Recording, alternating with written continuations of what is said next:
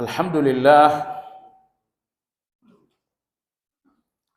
alladzi arsala rasulahu bil huda wa dinil haqq liyudhhirahu 'ala ad-din kullihi walau karihal kafirun. Wa ashhadu an la ilaha illallah wahdahu la syarika lah. Wa ashhadu anna Muhammadan 'abduhu wa rasuluhu la nabiyya ba'dah. Allahumma salli wa sallim ala Muhammad wa ala alihi wa ashabihi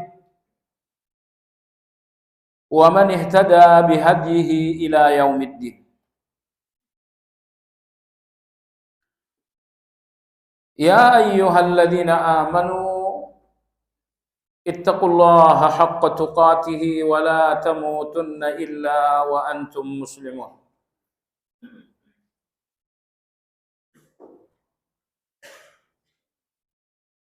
Kaum muslimin wal muslimat rahimakumullah. Kajian Madarijus Salikin pada hari ini insyaallah memasuki pembahasan mengenai 3 rahasia hakikat taubat pada halaman 285. Pada halaman 285. Sebelumnya kita telah selesai berbicara mengenai hakikat taubat. Pengertian dari hakikat taubat adalah kesungguhan dalam bertaubat. Karena tidak semua orang yang bertaubat berarti bersungguh-sungguh dalam taubat. Maka Imam Al-Harawi, begitupun Imam Ibnu Qayyim mengajak kita berbicara tentang kapan seseorang telah dinamakan bersungguh-sungguh dalam bertaubat. Kesungguhan dalam taubat karena 3 hal. Ini pelajaran yang berlalu. Pertama adalah ta'zimul jinayah. Setiap orang-orang yang punya kesungguhan dalam bertaubat selalu memandang semua dosa itu besar. Orang-orang yang sungguh-sungguh dalam taubat tidak pernah melihat dosa kecil. Ibnu Qayyim memberikan 3 alasan kenapa orang-orang yang telah sungguh-sungguh bertaubat tidak lagi melihat ada dosa yang kecil. Pertama, karena mereka menghubungkan dosa dengan Allah yang mereka lawan dengan dosa tersebut. Setiap dosa, sekecil apapun, perlawanan dengan Allah. Nah, ketika dosa ini dihubungkan dengan Allah, maka mereka tidak melihat lagi dosa yang kecil. Kesalahan hubungannya dengan yang kecil tentu kecil. Tapi kesalahan yang berhubungan dengan yang maha besar, itu besar. Nomor 2, orang-orang yang bersungguh-sungguh dalam taubat tidak melihat ada dosa kecil karena mereka menghubungkan dosa dengan hukuman dan azab. Ini dosa berarti berhubungan dengan azab. Maka mereka tidak lagi melihat ada dosa yang kecil. Jadi orang-orang yang hanya melihat dosa terpisah dari azab akan melihat dosa-dosa mereka kecil. Dan yang ketiga, satu dosa walaupun kecil, tapi akan tampak besar dalam pandangan orang-orang yang sungguh-sungguh dalam bertaubat. Nomor 3, disebabkan karena mengagungkan larangan dan perintah. Dosa Anda ini pelanggaran terhadap perintah, yaitu ayat. Dosa Anda ini pelanggaran terhadap larangan, yaitu ayat. Coba Anda lihat bagaimana ayat ini Anda langgar. Mereka mengagungkan ayat sehingga mereka membesarkan pelanggaran terhadap ayat. Ini yang pertama. Orang yang bersungguh-sungguh di dalam bertaubat tidak lagi melihat ada dosa yang kecil antara mereka dengan Allah. Kesungguhan bertaubat yang kedua, ittihamut taubah. Selalu mencurigai taubat. Ini jangan-jangan taubat ini karena pandangan manusia. Ini jangan-jangan taubat ini hanya untuk dihargai oleh manusia. Jadi mereka tidak merasa puas dengan taubat mereka. Selalu ada perasaan jujur, ini taubat jauh dari kata sempurna. Nomor 3, ini sangat penting, kesungguhan dalam bertaubat yang ketiga adalah i'tizar. Sederhananya yang dimaksud dengan i'tizar, sederhanakan kesalahan orang terhadap Anda pribadi, tapi besarkan kesalahan orang kepada Allah.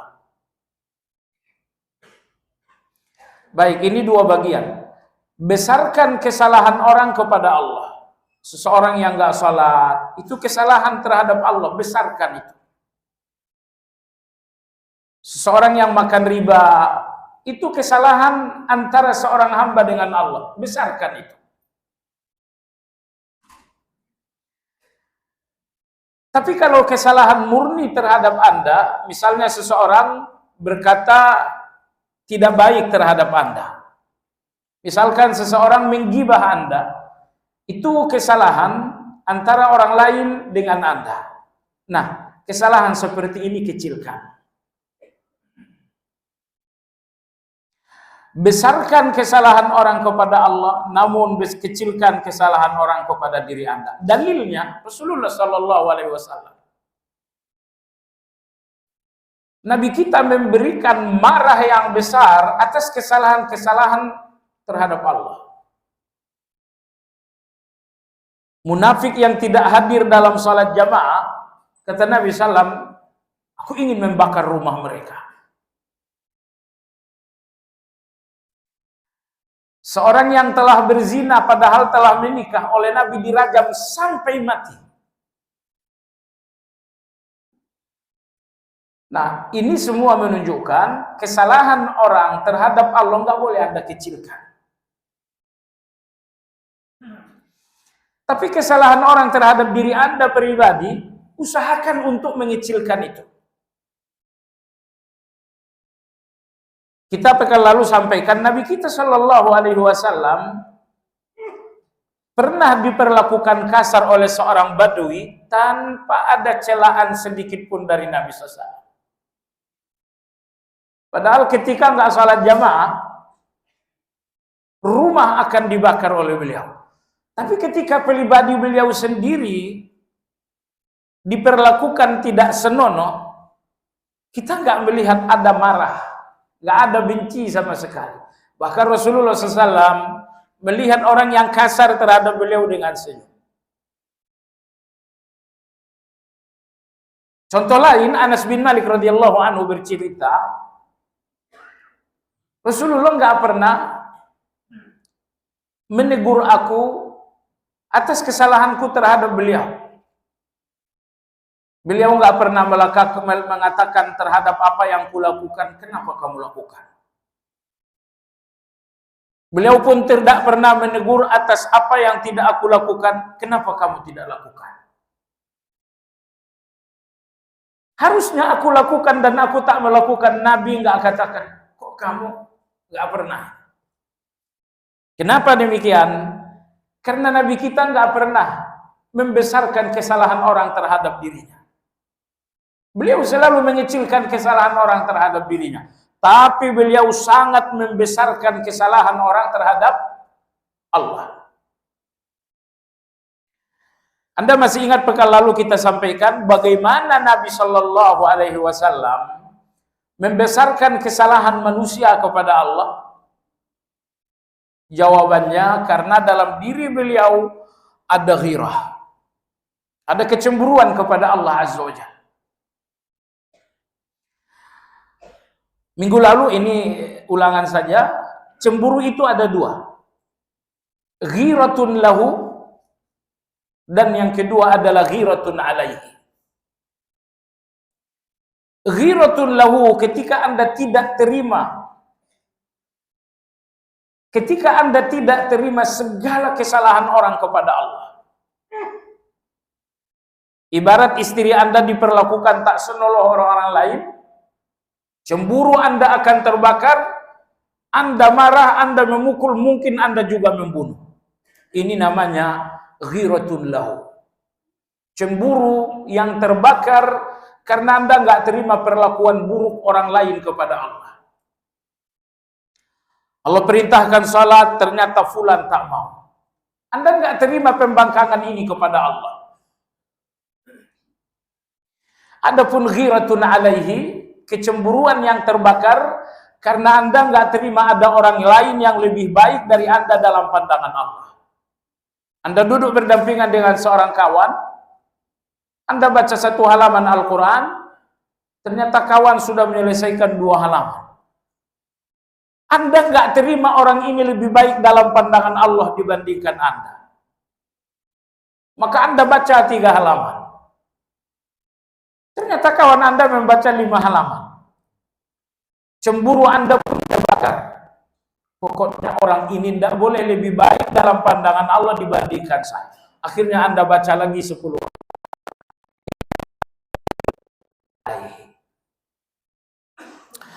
Hari ini pada halaman 285, insya Allah kita akan melanjutkan pembahasan mengenai 3 rahasia dalam hakikat taubat.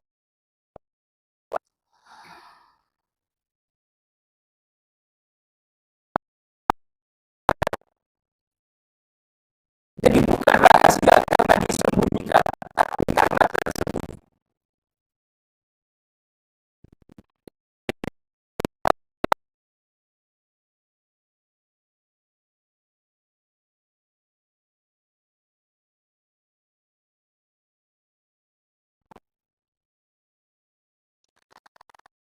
Rahasia pertama adalah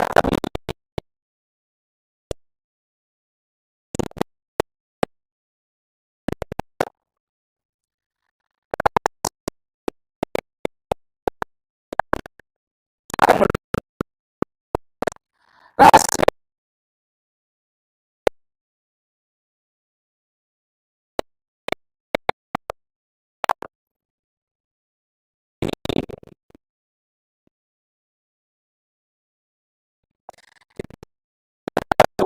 di buku pada halaman 2 di bawah membedakan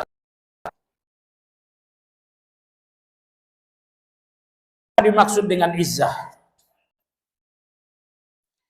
Yang dimaksud dengan taqiyah bahwa Anda menjalankan satu perintah semata-mata karena ketakwaan Anda kepada Allah. Jadi taqiyah di sini bukan taqiyah orang-orang Syiah. Taqiyah maksudnya takwa. Kalau orang-orang Syiah menyebut taqiyah artinya pura-pura. Pura-pura ahli sunnah itu namanya taqiyah. Pura-pura cinta dengan Abu Bakar itu namanya taqiyah dalam bahasa mereka. Adapun taqiyah dalam bahasa Imam Al-Harawi dan Ibnu Qayyim maksudnya adalah ketakwaan. Apa yang dimaksud dengan izzah?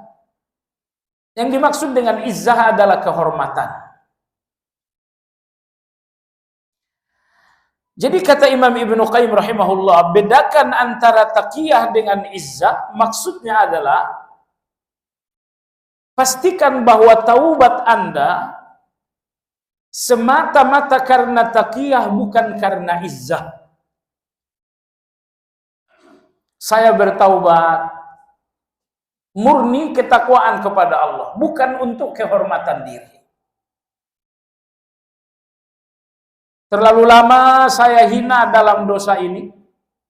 Saya perlu membangun harga diri dan kehormatan. Makanya saya bertaubat. Taubat Anda untuk kehormatan Anda itu namanya taubat untuk izzah. Tapi kalau Anda berpikir, begitu lama saya melawan Allah dengan dosa-dosa, saatnya saya kembali kepada Allah, taat, loyal, tidak lagi membangkang. Kalau taubat Anda semata-mata karena Anda ingin kembali kepada Allah, ini taubat karena taqiyah, karena ketakwaan. Maka Imam Ibnu Qayyim rahimahullah, begitupun Imam Al-Harawi mengatakan, kadang-kadang, seringkali orang-orang yang bertaubat, taubatnya bukan untuk taqiyah alias ketakwaan, namun taubatnya adalah untuk izzah, yaitu kehormatan diri. Di usia seperti ini saya berdosa, saya nggak dihormati orang. Maka dia bertaubat untuk izzah, untuk kehormatan diri, bukan untuk taqiyah, yaitu ketakwaan kepada Allah Azza wa Jalla. Perhatikan keterangan Imam Ibnu Qayyim, yakni bertaubat semata-mata karena ketaatan kepada Allah. Bukan untuk mencari kemuliaan diri, meski ia akan mendapatkannya secara pasti. Di dalam taubat, Anda pasti akan dapatkan kemuliaan. Tetapi jamaah sekalian, kemuliaan diri Anda dalam taubat bukan tujuan dari taubat. Tujuan dalam taubat, ketakwaan Anda kepada Allah Azza wa Jalla.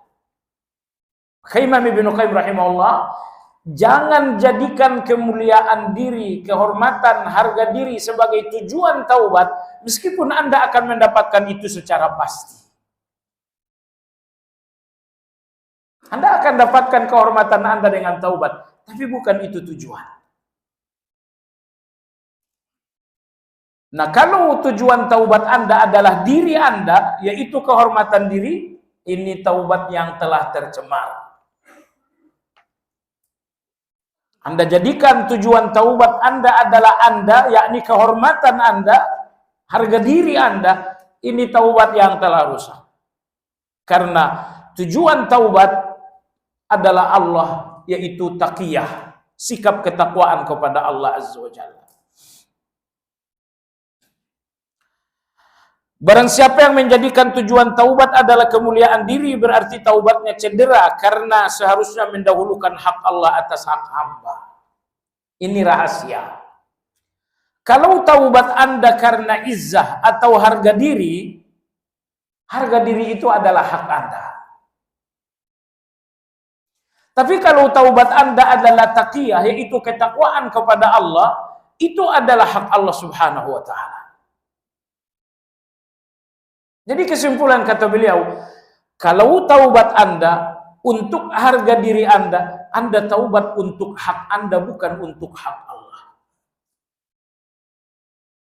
Jadi seolah Imam Ibnu Qayyim mengatakan, terkadang di dalam satu ibadah terjadi tumpang tindih hak Allah dan hak manusia, hak Allah dan hak hamba.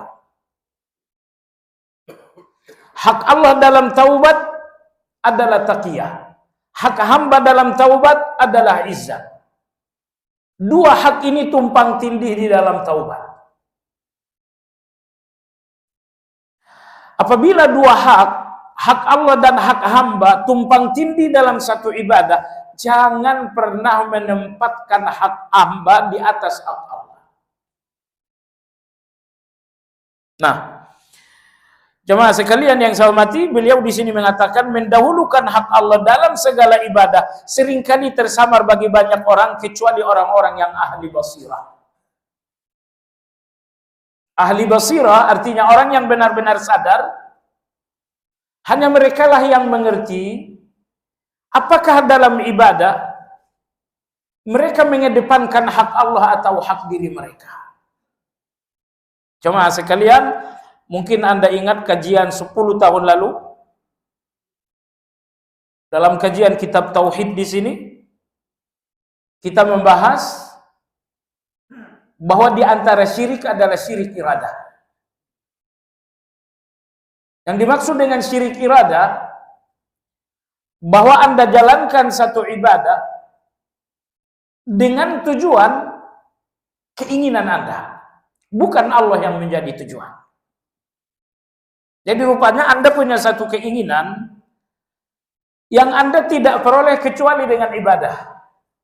Maka Anda pun beribadah untuk keinginan Anda tercapai, bukan untuk Allah. Ini yang dibicarakan Ibnu Qayyim hari ini. Kalau tujuan Anda dalam ibadah adalah keinginan Anda, berarti Anda menempatkan hak Anda di atas dan hak Allah di bawah. Saya berikan Anda contoh. Allah Subhanahu wa taala berfirman, "Wa amur ahlaka bis salati wastabir 'alaiha, la nas'aluka rizqa."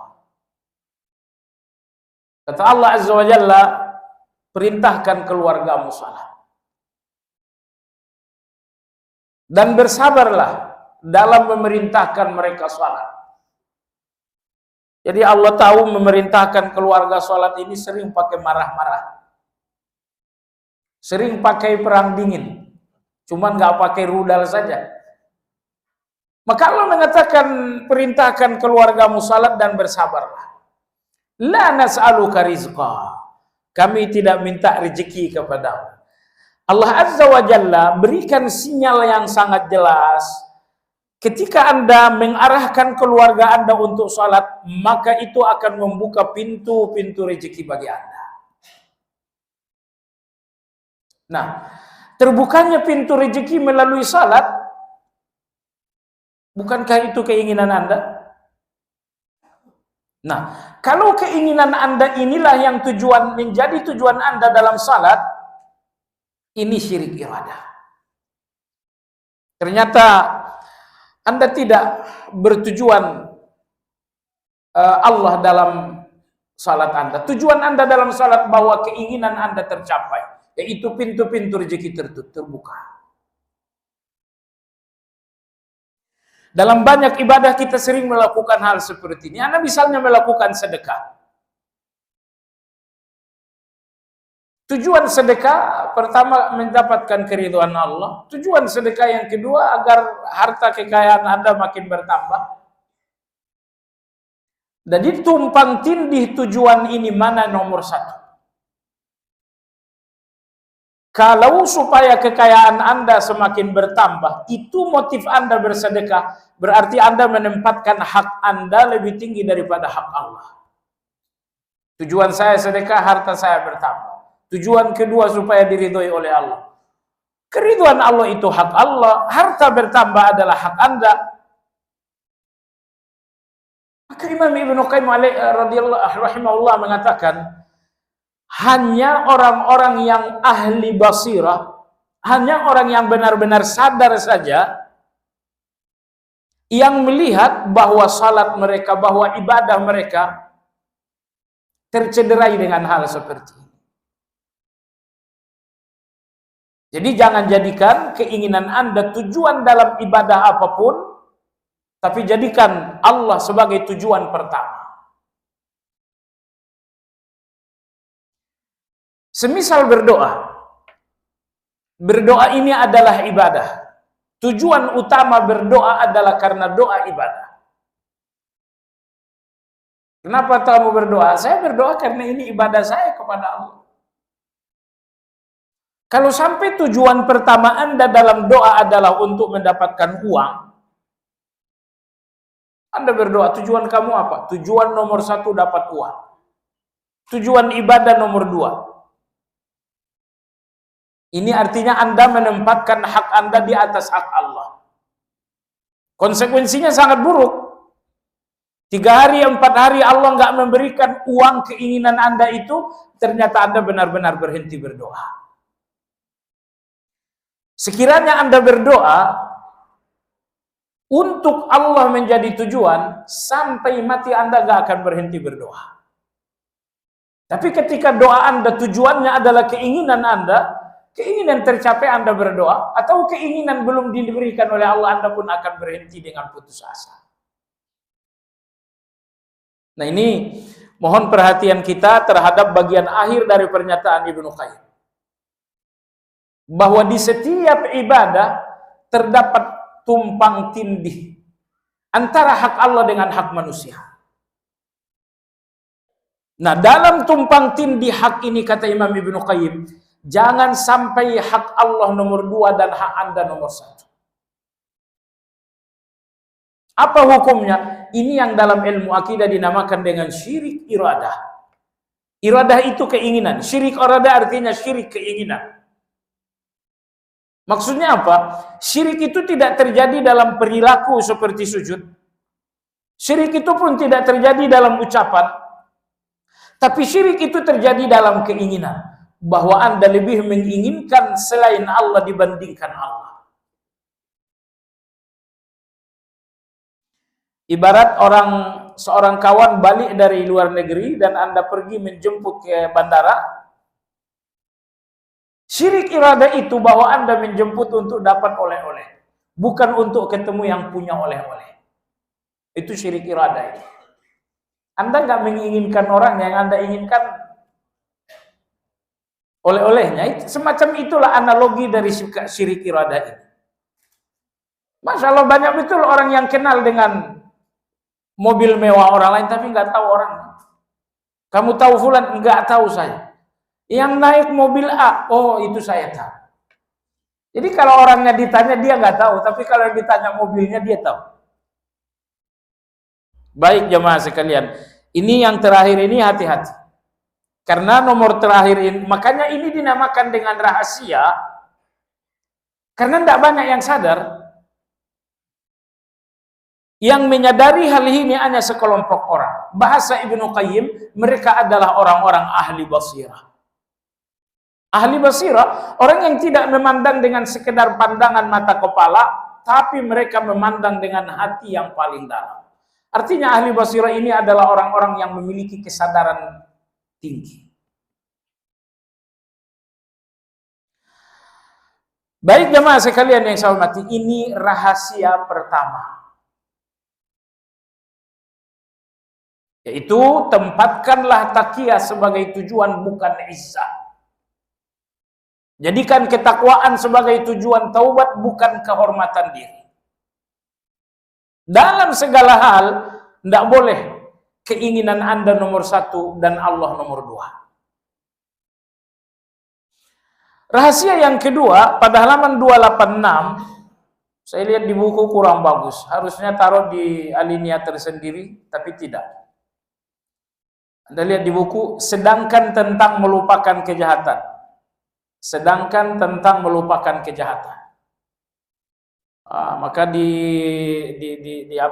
postingan insya Allah lebih jelas.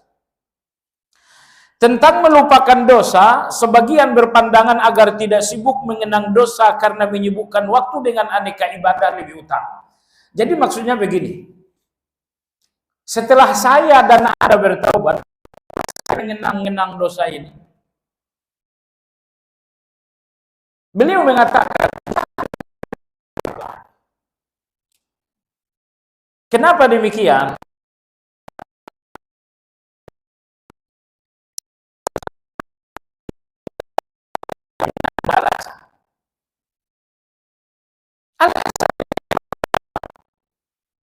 Bukankah Anda telah sampai di zikir pagi Anda udah bagus?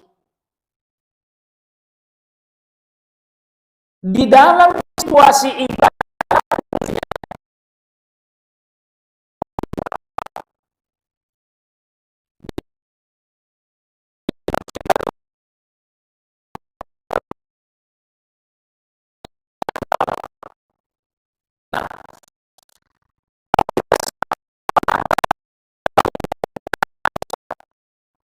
kecil,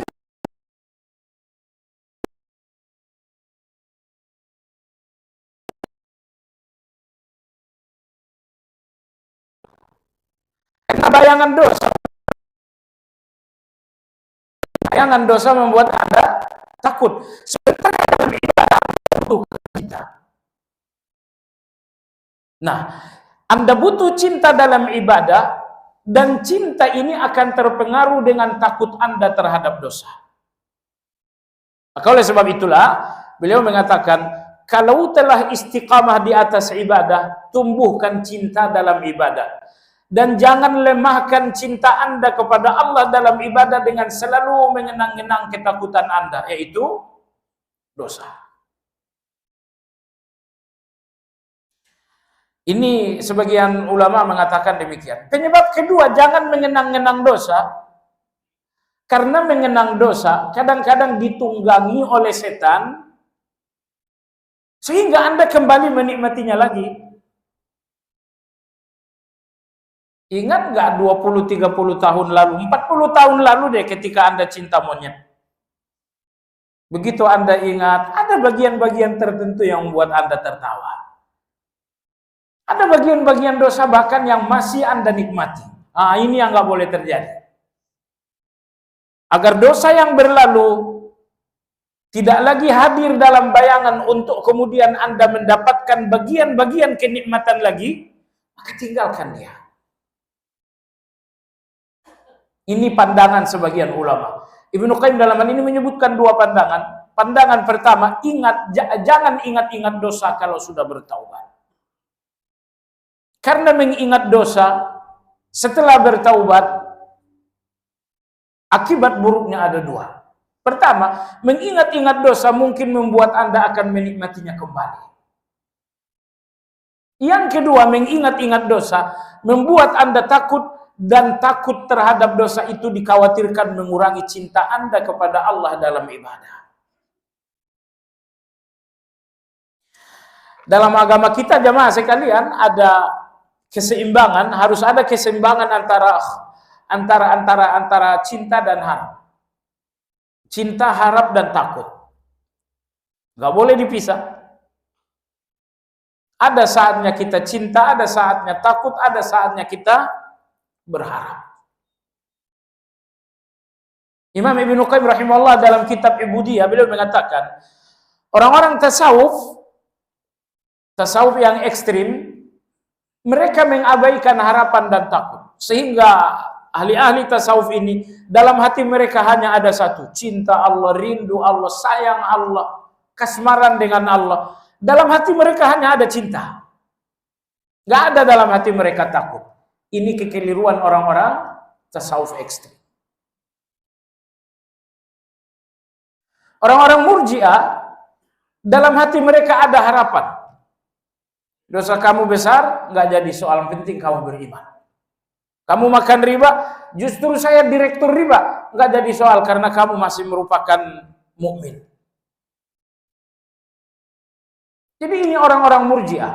Dalam hati mereka ada harapan yang terlalu besar. Kenapa terlalu besar? Karena dalam hati mereka nggak ada rasa takut. Maka harapan mereka berlebihan. Berlebihan sehingga dosa-dosa pun menurut mereka tak jadi soal. Yang penting kamu mengucapkan la ilaha illallah. Kelompok ketiga adalah kelompok Khawarij. Orang-orang Khawarij, hati mereka hanya terisi dengan ketakutan. Kamu minum khamar, kamu kafir.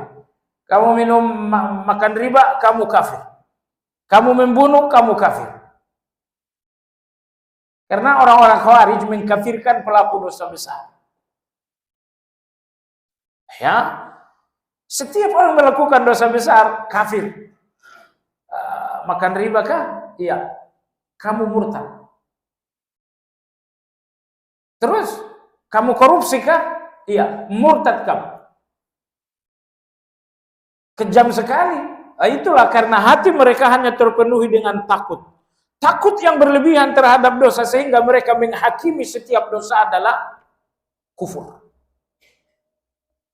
Jadi orang-orang Khawarij, hati mereka hanya terisi dengan rasa takut. Rasa takut yang berlebihan sehingga setiap dosa dalam pandangan mereka adalah kafir. Dosa besar. Orang-orang Murji'ah, hati mereka hanya terisi dengan harapan yang berlebihan. Sehingga sebesar apapun dosa bagi mereka nggak jadi soal, yang penting masih mengucapkan la ilaha illallah. Orang-orang Sufi dari kalangan Zanadiqah, mereka mengatakan cinta kepada Allah, cinta. Dosa nggak masalah, yang penting cinta kepada Allah. Banyak orang-orang tasawuf yang tidak lagi melakukan ibadah. Enggak ibadah, enggak salat, enggak apa. Kata mereka, dia telah gugur dari kewajiban ibadah karena cintanya kepada Allah telah stabil. Jadi ibadah itu dibutuhkan hanya untuk membangun cinta kepada Allah Azza wa Jalla. Adapun bangunan cinta itu selesai bahkan stabil, maka ibadah-ibadah ini menjadi gugur. Ibadah ini kata mereka adalah riyadhah, latihan untuk membangun cinta. Ketiga jalan ini semuanya sesat. Perhatikan jemaah sekalian, orang-orang awam nekat melakukan dosa karena mereka memiliki prinsip murji'ah. Kamu kenapa tidak pakai jilbab? Yang penting saya beriman. Jadi seolah-olah pakai jilbab tak pakai jilbab enggak jadi soal, yang penting iman. Baik jemaah sekalian. Nah, jadi ahli sunnah wal jamaah datang untuk menggabungkan ini semua. Ada saatnya cinta dominan, ada saatnya takut dominan, ada saatnya harap lebih dominan. Jadi tiga hal ini semuanya kondisional. Dalam kondisi tertentu cinta ini harus lebih besar. Dalam kondisi tertentu roja, harapan harus lebih dominan. Tapi dalam kondisi tertentu rasa takut harus lebih dominan.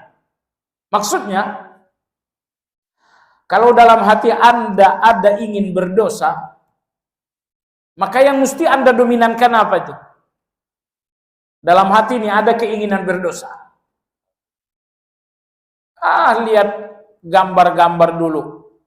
Gambar-gambar yang nggak benar. Anda buka handphone, ada keinginan melihat. Dalam keadaan hati punya keinginan dosa, dalam kondisi seperti ini besarkan rasa takut. Karena rasa takut, kata ulama kita, rasa takut membakar keinginan dosa. Keinginan-keinginan berdosa ini akan terbakar dengan rasa takut. Baik. Nomor dua, ketika Anda bertaubat, ketika Anda berdoa, ketika Anda bertawakal, apa yang mestinya Anda besarkan dalam hal ini? Ya? Ketika Anda taubat, Anda berdoa, Anda tawakal, besarkan harapan. Jangan lagi dalam keadaan berdoa muncul rasa takut. Tapi di dalam doa, besarkan harapan Anda kepada Allah. Nomor tiga, ketika Anda sedang ibadah, besarkan cinta. Maka arti dasar dari ibadah adalah cinta dalam ketundukan. Itulah arti dari ibadah. Apa arti ibadah? Cinta dalam ketundukan. Cinta tanpa tunduk bukan ibadah, tunduk tanpa cinta bukan ibadah. Tapi cinta Anda dalam ketundukan Anda itu yang dinamakan dengan ibadah. Oleh sebab itu jemaah sekalian, komponen terpenting dalam ibadah adalah cinta. Munafik salat mereka tidak diterima oleh Allah. Karena salat mereka bukan salat cinta. Wa idza qamu ila sholati qamu kusala. Munafik kalau salat dengan rasa malas yang sangat luar biasa. Mereka tidak salat dengan cinta. Yuraunan nas, mereka salat untuk pandangan manusia, bukan karena cinta. Sahur, mereka menunda-nunda salat karena mereka tidak salat dengan cinta. Baik jemaah sekalian. Jadi tiga hal ini seimbangkan. Ada kondisi tertentu cinta harus ditonjolkan, yaitu ketika Anda sedang ibadah. Kondisi tertentu harapan harus menonjol ketika Anda tawakal, Anda doa, ataupun Anda sedang bertaubat. Yang terakhir ada kondisi di mana rasa takut ditonjolkan, yaitu ketika Anda ingin berbuat dosa. Anda nggak punya rem atas keinginan dosa Anda kecuali rasa takut. Mau lihat macam-macam dengan handphone, gimana kalau lihat handphone nanti tiba-tiba mati? Padahal lagi enak-enaknya nonton film yang nggak benar, tiba-tiba mati. Oh, memalukan sekali. Muncul rasa takut dan Anda pun akhirnya nggak berani. Nah, baik jamaah sekalian yang saya hormati. Seseorang yang akan wafat, mana yang lebih utama? Cinta, takut, dan harap? Mana yang lebih utama? Jawabannya lebih utama haram. Tapi dengan sedikit rasa takut. Saya takut dengan dosa, tapi saya sangat berharap dengan ampunan Allah. Baik jamaah sekalian yang saya hormati. Jadi sebagian ulama mengatakan, kalau sudah bertaubat lupakan dosa. Sebagian ulama lain mengatakan, walau telah bertaubat jangan lupa dengan dosa. Ini pendapat yang kedua. Kenapa? Kata mereka adalah senantiasa menjadikan dosa di depan mata sehingga selalu merendah dan merasa hina. Jangan lupa dengan dosa agar Anda selalu merasa hina. Sehingga sebagian ulama mengatakan apabila perjalanan taubat telah tersesat maka kembalilah menyadari dosa. Kalau perjalanan taubat Anda ini sudah tersesat, di depan mata kita kan banyak perjalanan taubat yang tersesat. Si fulan hijrah, tapi kita lihat perjalanan hijrahnya tersesat. Banyak sekali, tapi tidak boleh sebut nama. Kita butuhkan ini hanya untuk diri kita, bukan untuk memvonis mereka. Yang penting jaga diri Anda. Karena jemaah sekalian yang saya hormati, saat ini, detik ini, dalam pandangan Allah Anda ini orang baik atau tidak. Itu yang terpenting bagi kita. Jadi banyak perjalanan hijrah yang tersesat, maka ulama kita mengatakan, kalau perjalanan taubat telah tersesat, maka ingat-ingat lagi dosa. Ada seorang penyanyi lah, saya katakan bukan di Indonesia. Anak enggak sebutkan negaranya. Dia sudah bertaubat. Bertahun-tahun meninggalkan dunia nyanyi. Dia pun sudah berjenggot. Sudah mulai ikut dalam aktivitas-aktivitas dakwah. Tapi belakangan kembali lagi dia mendendangkan lagu lama tapi dengan mengubah sedikit-sedikit. Kau yang kucinta dirubah. Ya Allah, aku cinta padamu. Gitu. Jadi musiknya tetap, cuman liriknya kalau tadinya engkau diganti dengan Allah. Ini perjalanan taubat sudah tersesat. Maka ulama kita mengatakan, kembali ingat dosa masa lalu. Supaya perjalanan sesat ini mengembalikan Anda pada rel. Nah, yang betul kata Imam Ibnu Qayyim, ya, yang betul kata beliau pada halaman 287, beliau mengatakan, yang lebih tepat dalam hal ini, apabila konsentrasi dengan Allah telah membuat ujub dan lupa dengan nikmat taubat, maka mengingat dosa lebih utama. Kadang-kadang setelah hijrah, kita berbangga diri dengan hijrah itu. Kita ujub dengan hijrah itu, kita takabur dengan hijrah itu, seolah-olah Anda sudah sampai kepada surga.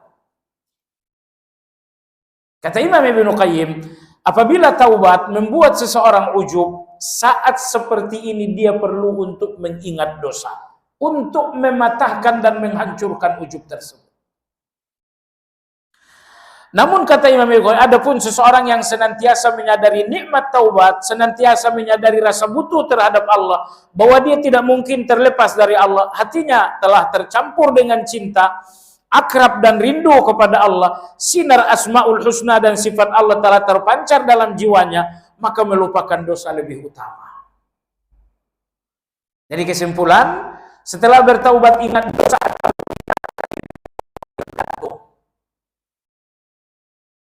Kalau taubat membuat Anda ujub, oh sebentar lagi saya sampai surga, maka ingat-ingat lagi dosa. Ada rasa hina. Tapi kalau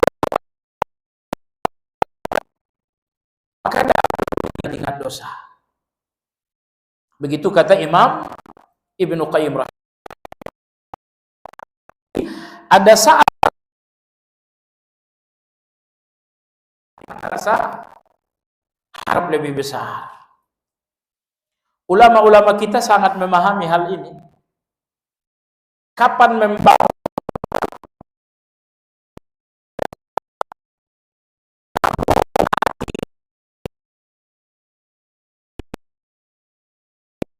sayap kirinya adalah takut, Suatu hari Imam Sufyan Ats-Tsauri rahimahullah bertemu dengan Khalifah Harun Ar-Rasyid, Khalifah Bani Umayyah yang sangat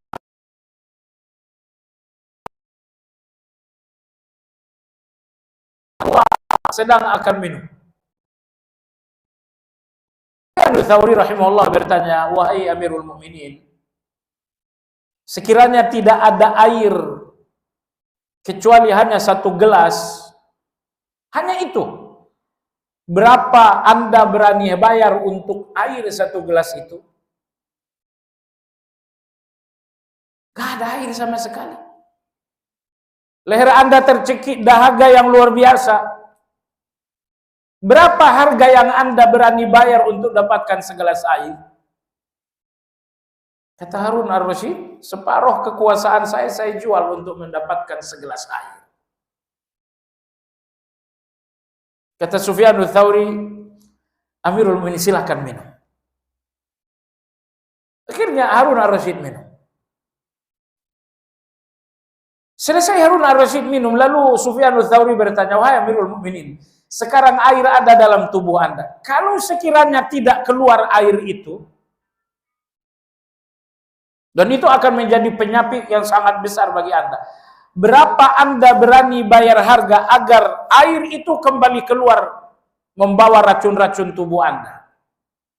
Berapa Anda berani bayar agar Anda bisa, mohon maaf, kencing dengan air itu? Imam Harun Ar-Rasyid mengatakan, yang kedua ini saya berani menjual kekuasaan saya semuanya untuk air satu gelas itu keluar dalam bentuk kencing. Kata Sufyan Ats-Tsauri, wahai Amirul Mukminin, ternyata kerajaanmu ini murah. Hanya harganya segelas air saja. Jadi Anda bangga dengan kekuasaan ini. Ternyata hakikatnya kekuasaan Anda sangat murah. Hanya segelas air minum ciptaan Allah, hanya itu harga dari kekuasaan Anda. Mendengarkan kesimpulan ini, Harun Ar-Rasyid kemudian menangis, dia takut. Nah, di sini muncul rasa takut Harun Ar-Rasyid. Melihat rasa takut yang membuat Harun Ar-Rasyid menangis, Sufyan Ats-Tsauri memberikan harapan. Beliau mengatakan, wahai Amirul Mukminin, di dunia ini hanya satu kasih sayang Allah yang turun. 99 lagi akan dibagikan di akhirat. Satu kasih sayang turun di bumi, kira-kira Anda mendapatkan sedikit atau besar? Harun Ar-Rasyid mengatakan, hanya satu kasih sayang Allah turun di muka bumi, dan saya merasa telah mendapatkan bagian yang sangat-sangat besar dari kasih sayang Allah itu. Istriku kasih sayang Allah, anak-anakku kasih sayang Allah, sehatku kasih sayang Allah, uangku kasih sayang Allah, kehormatanku kasih sayang Allah. Wahai Sufyan, satu kasih sayang Allah turun di muka bumi, saya merasa telah mendapatkan bagian yang sangat besar. Kata Sufyan, lalu kalau di akhirat 99 kasih sayang akan ditebar oleh Allah, kira-kira sebesar apa akan Anda dapatkan? Jadi kalau satu kasih sayang saja, Anda telah mendapatkan bagian yang sangat besar. Bagaimana kalau nanti Allah Subhanahu wa Ta'ala menebar 99 kasih sayang? Tentu bagian Anda berlipat-lipat dari yang sekarang. Ketika itu Harun Ar-Rasyid mulai terhibur. Bagian pertama saat minum air beliau takut, tapi bagian yang kedua ini kemudian beliau berharap. Jadi ini kecerdasan Imam Sufyan Ats-Tsauri, bahwa saatnya kita perlu memberikan ketakutan, tapi saatnya juga ketakutan itu harus disederhanakan lagi dengan Iya, sedikit lagi. Rahasia taubat yang ketiga, alinea terakhir pada halaman 287. Setelah itu ya, alinea terakhir, beliau mengatakan bertaubat dari merasa taubat. Maksudnya adalah senantiasa menyadari bahwa taubat sepenuhnya adalah pemberian Allah, dan seandainya Allah membiarkannya, niscaya taubat tidak akan ada. Jadi jangan dengan taubat Anda merasa baik. Betul taubat itu baik, tapi yang lebih penting Anda sadari betapa baiknya Allah dalam kebaikan Anda. Saya kira entah di mana saya pernah sampaikan, di sini atau di tempat lain, dalam satu ketaatan Anda terdapat kebaikan Allah sebanyak 7. Dalam satu ketaatan Anda ada 7 kebaikan Allah Azza wa Jalla. Maka orang-orang yang tidak ahli basirah, mereka melihat kebaikan mereka dan mereka nggak sadar dengan 7 kebaikan Allah. Akhirnya mereka ujub dan merasa baik. Adapun ahlul basirah, mereka melihat 7 kebaikan Allah dalam satu kebaikan mereka sehingga mereka nggak merasa baik. Kebaikan saya 1, kebaikan Allah 7. Baik. Apa kebaikan Allah yang pertama dalam satu kebaikan Anda? Anda salat, Anda tilawah, Anda zikir. Di setiap satu kebaikan Anda ada 7 kebaikan Allah. Kebaikan Allah yang pertama, syara'ah. Bahwa Allah ajarkan Anda kebaikan itu. Kalau Allah nggak ajarkan salat, Anda nggak tahu kalau salat ini kebaikan. Kalau Allah nggak ajarkan, kalau Allah tidak syariatkan zikir, Anda pun tidak berzikir. Jadi kebaikan Allah yang pertama, bahwa semua kebaikan ini disyariatkan Allah untuk Anda. Kebaikan Allah yang kedua, Allah berikan Anda ilmunya. Allah berikan Anda ilmunya. Perhatikan preman-preman itu. Ada syariat salat, tapi Allah nggak berikan mereka ilmunya. Mereka salat tidak? Mereka nggak salat. Padahal syariat salat telah sampai, namun Allah nggak berikan mereka ilmunya sehingga mereka nggak salat. Membaca Al-Quran atau tilawah, Allah syariatkan. Tapi banyak orang yang tidak diberi ilmu oleh Allah sehingga mereka tetap tidak baca Quran. Usia 60-70 tahun tidak pernah baca Quran. Syariatnya sampai, ilmunya tidak diberi oleh Allah. Kebaikan Allah yang ketiga apa? Allah berikan taufiknya. Allah berikan taufiknya. Setelah Allah berikan ilmunya, Allah berikan taufik. Maksudnya, hati Anda punya keinginan untuk melakukan itu semuanya. Kebaikan Allah yang keempat, Allah berikan Anda kemampuannya. Banyak orang yang ingin berpuasa, tapi Allah nggak berikan kemampuan. Akhirnya mereka nggak berpuasa juga. Kemudian kebaikan Allah yang kelima, Allah berikan Anda umur.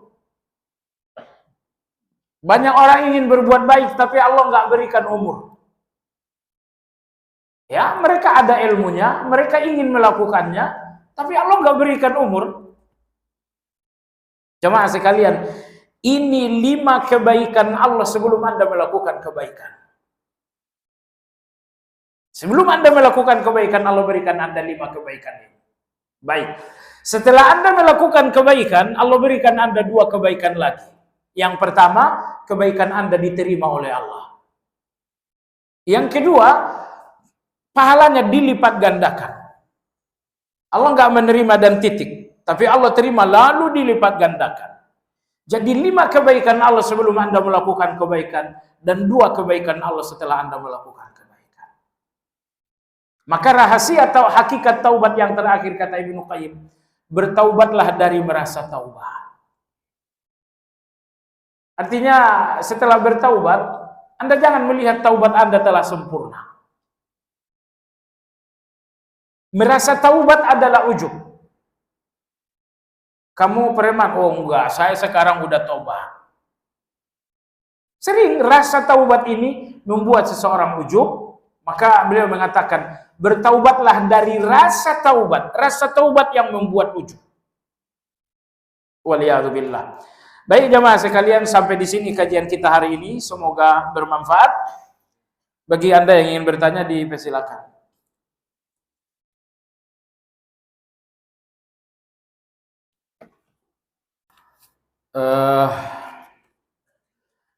pada peperangan antara Israel dengan Hamas yang tidak kunjung berhenti hingga saat ini. Setelah diselidiki, salah satu faktor penyebabnya adalah bahwa ada beberapa ulama di sana yang mengatakan bahwa pada tahun ini adalah awal dari kemenangan Palestina karena telah dinubuatkan dalam Al-Quran. Apakah memang itu berangkat dari hadis sahih? Tidak.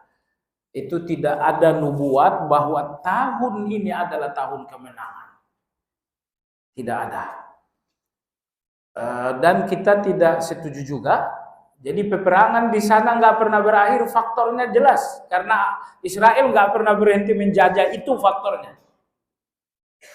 Bukan faktornya karena tahun ini tahun kemenangan, tidak. Karena kemarin-kemarin juga mereka berperang bukan karena tahun kemenangan. Jadi peperangan ini nggak pernah berhenti karena memang kenyataannya Israel pun nggak pernah berhenti berbuat zalim. Ada ulama yang berani mengatakan bahwa di akhir zaman nanti justru seluruh dunia terjadi peperangan, tapi di Palestina aman sehingga banyak umat Islam berbondong-bondong ke sana. Betul. Itu bukan kata ulama, itu kata Nabi. Kapan itu? Setelah Nabi Isa alaihissalam turun. Nah, Nabi Isa alaihissalam turun, terjadilah peperangan antara Nabi Isa bersama umat Islam melawan Dajjal yang saat itu bersama dengan Yahudi Asfahan. Yahudi Asfahan, Iran. Jadi Dajjal habis, kemudian Yahudi Asfahan ini lawan dari Nabi Isa alaihissalam. Masjidil Aqsa ini dari dulu sampai kiamat tempat jihad. Ayat 114 dalam surat Al-Baqarah, Allah berfirman, "Man adzlamu mimman mana'a masajidallah ayyudhkara fiha ismuhu wa sa'a fi kharabiha, ulaika ma kana lahum ay yadkhuluha illa khaifin." Kata Allah, orang paling zalim adalah orang melarang ibadah di dalam masjid dan berusaha merusak masjid. Dan mereka, kata Allah, tidak akan masuki masjid itu dengan rasa aman. Siapa yang dimaksudkan dalam ayat? Bukan Yahudi. Yang dimaksudkan adalah orang Nasrani. Nasrani orang paling keji terhadap masjid. Nah, kalau Yahudi keji terhadap umatnya. Kekejian orang Nasrani terhadap masjid pertama kali melalui seorang panglima yang bernama Abraha. Datang ke masjid ke Mekah untuk menghancurkan Ka'bah. Agama apa mereka? Nasrani. Ketika Baitul Maqdis dikuasai Bukhtanasar, kerjasama dengan Nasrani setempat berpuluh-puluh tahun, Masjidil Aqsa tidak difungsikan untuk ibadah, tapi difungsikan untuk tong sampah. Berpuluh-puluh tahun. Siapa? Di masa Masjidil Aqsa dikuasai oleh Bukhtanasar. Mereka menyebutnya Ibu Nazar. Apa fungsi Masjidil Aqsa? Fungsi Masjidil Aqsa saat itu adalah tempat pembuangan sampah. Buang sampah Masjidil Aqsa. Perempuan mau buang pembalut Masjidil Aqsa. Anak-anak mau buang popok Masjidil Aqsa. Dan ini bukan setahun, bukan 2 tahun. Kekejian Nasrani yang ketiga terhadap masjid, ketika Sultan Nuriyah gugur dan akhirnya Masjidil Aqsa dikuasai lagi oleh orang-orang Eropa, Romawi. Catatan Imam Ar-Razi, hampir 1 abad Masjidil Aqsa tidak boleh dimasuki umat Islam. Masjid-masjid umat Islam, tapi umat Islam awas kalau masuk, dibunuh kamu. Berapa lama? Hampir 1 abad Masjidil Aqsa tidak boleh dimasuki umat Islam. Oleh siapa itu? Yahudi? Bukan, Kristen, Nasrani. Sampai akhirnya Salahuddin Al-Ayyubi menabuh genderang perang salib, terjadilah pertempuran salib 1, 2, 3, 4, 5, 6 sampai perang salib yang ke-7. Perang salib yang ke-7 dituntaskan Salahuddin Al-Ayyubi. Akhirnya Masjidil Aqsa kembali kepada umat Islam setelah hampir 1 abad dikuasai Nasrani. Siapapun Muslim yang masuk ditembak, dibunuh. Jadi kalau Yahudi kekejamannya terhadap orangnya. Nah, kalau Nasrani kekejamannya terhadap tempat ibadahnya. Maka ayat 114 surat Al-Baqarah Allah mengatakan, mereka Nasrani orang yang paling zalim karena mereka melarang ibadah di masjid, mereka merusak masjid. Kutukan untuk mereka, maka lahum ayyadkhulu illa khaif. Kalian orang Nasrani tidak akan memasuki Masjidil Aqsa dengan rasa aman. Makanya Anda lihat di media sosial kemarin, orang-orang Nasrani masuk ke Masjidil Aqsa diludahi oleh orang-orang Yahudi. Keji sekali, betul Yahudi keji, tapi ini kutukan untuk orang-orang Nasrani. Kata Allah terhadap kalian orang Nasrani tidak akan masuk Masjidil Aqsa dengan rasa aman, dengan rasa tenteram. Kenapa? Kutukan untuk kalian karena 2 kali kalian melakukan kejahatan besar di Masjidil Aqsa.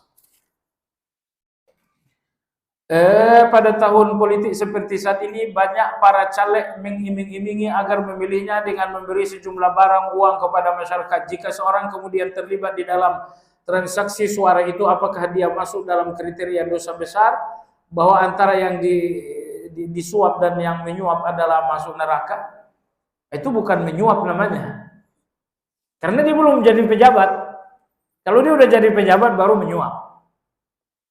Tapi ini namanya adalah biasanya orang kalau ditipu marah. Tapi di tahun politik itu yang ditipu senang. Karena Anda ditipu dapat uang. Baik jemaah sekalian, kalau ada calon ini yang baik, coblos saja dan nggak perlu nunggu uang. Ngapain nunggu uang? Jika orang itu mengambil dan memakai barang pemberian caleg tapi tidak memilihnya karena sudah punya pilihan lagi, ya tentu itu manipulasi. Anda nggak boleh melakukan itu. Ya, ngambil uangnya orangnya nggak dicoblos. Salah. Dosa itu. Ya. Ngambil orangnya dan nyoblos orangnya, itu pun salah. Yang betul, coblos orangnya dan nggak perlu dibayar. Bayar-bayar ini yang membuat Anda nggak punya nilai. Harga diri Anda cuma 500.000, murah sekali. Padahal nggak ada caleg yang bayar Anda 500.000.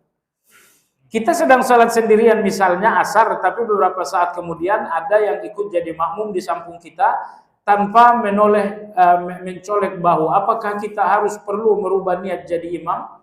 Niat imam tidak wajib. Niat makmum yang wajib.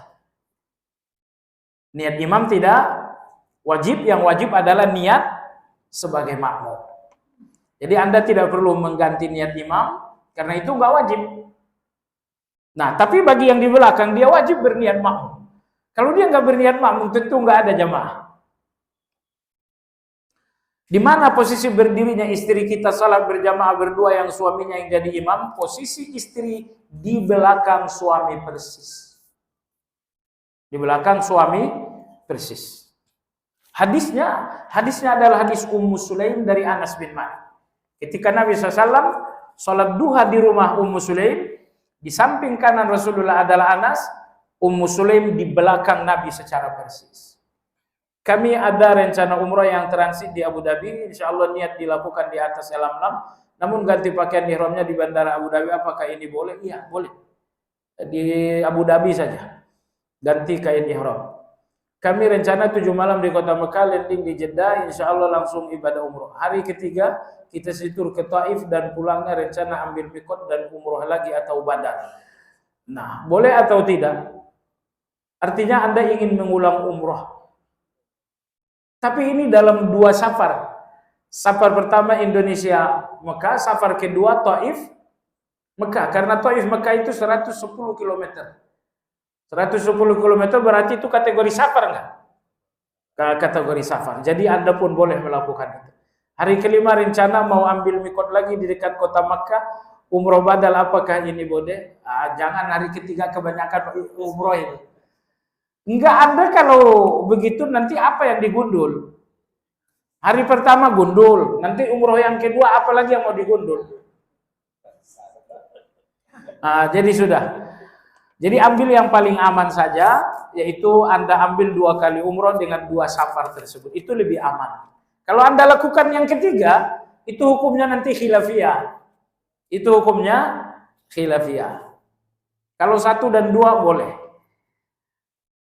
Bagaimana kalau motivasi ibadah itu untuk masuk surga? Apakah itu termasuk syirik iradah juga? Termasuk jamaah sekalian, surga, betapapun surga adalah surga, tapi bagaimanapun dia adalah makhluk. Surga itu makhluk bukan? Makhluk. Sepanjang surga adalah makhluk berarti dia bukan tujuan nomor 1. Tujuan nomor 1 adalah Allah. Surga adalah tujuan yang kedua. Jangan sampai pula surga bukan tujuan saya. Oh, salah. Surga tujuan kita tapi bukan nomor 1.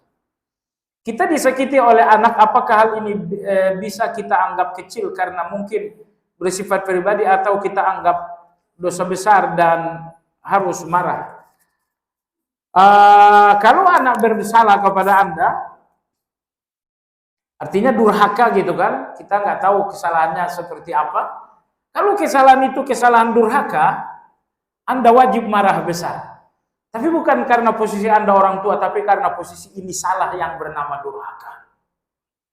Tapi kalau kesalahan anak tersebut belum sampai kepada durhaka, ya dikecilkan saja. Ada seorang wanita yang dilahirkan karena bukan dari hasil pernikahan. Bapak ibunya baru menikah setelah hamil si A. Pertanyaannya, si A telah menikah dan pada saat menikah yang menjadi wali adalah ayah biologisnya. Apakah sah pernikahan tersebut? Aslinya yang menjadi wali adalah bapaknya. Ternyata yang pemerintah. Tapi dalam hal ini yang menjadi wali adalah bapaknya. Apakah sah? Jawabannya sah kalau dihadiri oleh pemerintah. Pemerintah hadir dan memberikan tanda tangan, maka apa yang dilakukan oleh ayah biologis tadi sah. Sah karena disahkan oleh pemerintah. Yang artinya kalau ayah biologis tadi menikahkan anaknya, anak zinanya, tapi tidak dengan kehadiran pemerintah, maka tidak sah. Kalau pemerintah hadir sudah sah. Ketika si A telah memiliki anak wanita, si A baru mengetahui tentang kejadian masa lalu bapak ibunya, maka apakah diperbolehkan ketika menikah anak wanitanya si A yang menjadi wali bapaknya? Kalau anaknya si A itu nggak jadi masalah. Si A-nya yang berstatus anak zina yang mesti dinikahkan oleh KUA. Tapi nggak jadi soal. Kalaupun yang menikahkan adalah ayah biologisnya, tapi disetujui oleh hakim, itu sudah sah. Baik. Tapi sekali lagi, yang paling berhak menjadi wali nikahnya adalah hakim, bukan ayah biologis. Masalahnya kalau udah terlanjur ayah biologis, terlanjur dan dihadiri hakim, disahkan hakim, boleh. Tapi terlanjur dan tidak ada kehadiran hakim, itu bermasalah. Wallahu a'lam. Subhanakallahumma wa bihamdika asyhadu an la ilaha illa anta astaghfiruka wa atubu ilaik. Alhamdulillahirabbil alamin. Assalamualaikum warahmatullahi wabarakatuh.